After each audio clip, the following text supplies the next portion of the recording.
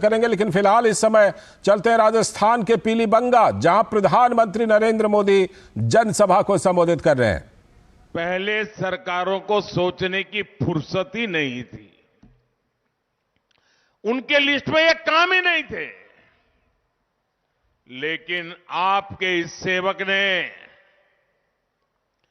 PM Svanidhi योजना की मदद से आज ऐसे लाखों रेहड़ी पटरी वाले सामान्य काम करने वाले लोगों के जीवन को, उनके परिवार के जीवन को बदला है। जिनको कोई नहीं पूछता, मोदी उनको पूछता भी है और मोदी उनको पूजता भी है।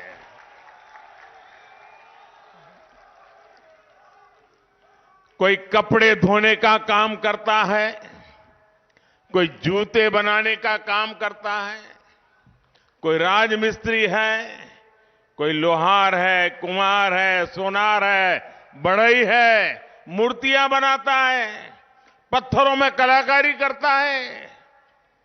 ऐसे अनेक जो मेहनत करके रोजी रोटी कमाते हैं, ऐसे लोगों को सरकारों ने अपने हाल पर छोड़ दिया था। वो जाने, उनका काम जाने।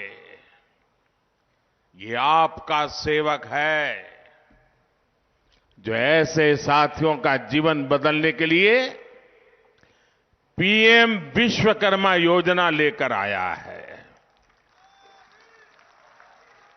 यानी जो किरत करता है उसको सम्मान दिया जा रहा है। और मोदी एक और काम कर रहा है, जो बेईमानी करता है, जो बेईमानी करता है उसे उसके पाप की सजा देने के लिए भी उतना ही काम करता है।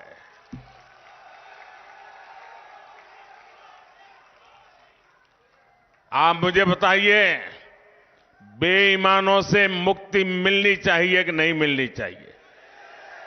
ये बेईमानी करने वालों को सजा मिलनी चाहिए कि नहीं मिलनी चाहिए? चुनाव में सबसे पहले उनको पराजित कर करके सजा देंगे कि नहीं देंगे? मेरे भाइयों बहनों, मैं आज आपको गारंटी देने आया हूं। मैं आज आपको गारंटी देने आया हूं, जिसने गरीब को लूटा है उसे छोड़ा नहीं जाएगा। यहां राजस्थान में भी वो दिन दूर नहीं जब गरीबों को लूटने वाले सलाखों के पीछे दिन गढ़ते होंगे।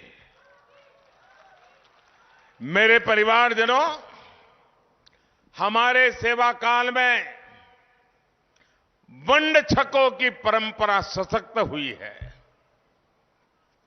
गरीब कल्याण की, जन कल्याण की, सबका भला करने की नई परंपरा देश में हमने विकसित की है।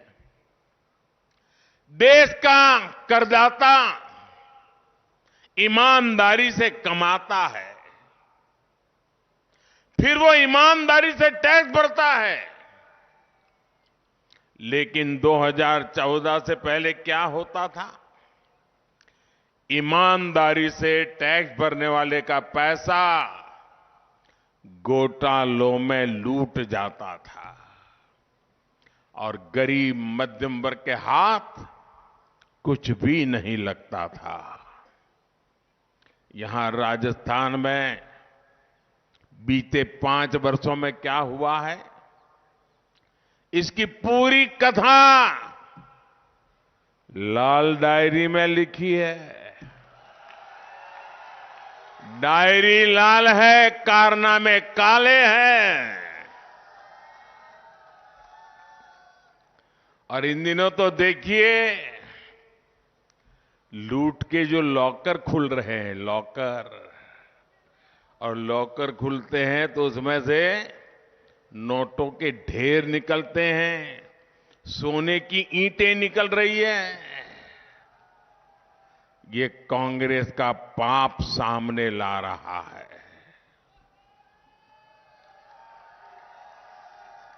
साथियों, बीते 9 वर्षों में टैक्स देने वालों की संख्या बढ़ी है। करदाता को भी भरोसा है कि भाजपा सरकार पाई पाई का सदुपयोग करेगी। क्या किसी ने कभी कल्पना भी की थी कि भारत में 80 करोड़ लोगों को मुफ्त राशन मिलेगा? याद कीजिए वो दिन